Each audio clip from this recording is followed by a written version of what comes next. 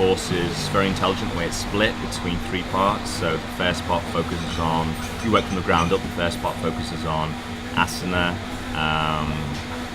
and the basics of theory, philosophy. And the second part moves deeper into vinyasa, into sequencing, intelligent sequencing, into pranayamas. So you're starting to move from the gross to more intelligent levels of the physical and also into the energetic. And the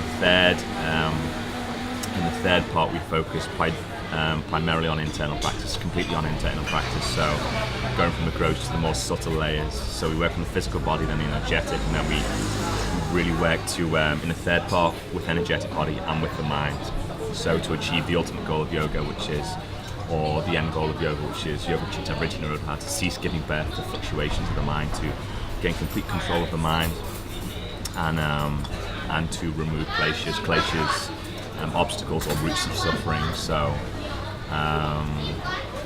these practices that he shares in part 3 are extremely advanced and very secret. So most yoga schools don't even have this level of practice, but the schools that do, it's held very dear and very secret, only to those initiated people. So we're extremely lucky to be able to be introduced to these practices, to be able to practice them daily, and to experience the results. It's hard to really talk about and explain, and you really have to try it for yourself.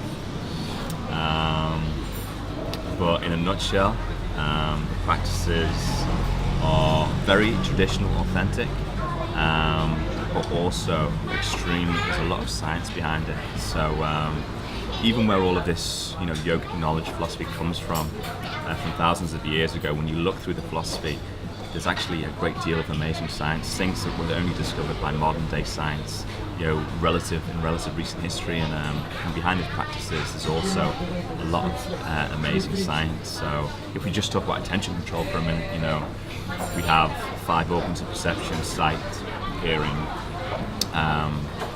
touch, smell and taste. Smell and taste not so important, but the main organs of perception, main senses that we use on a day-to-day basis: hearing, sight and touch.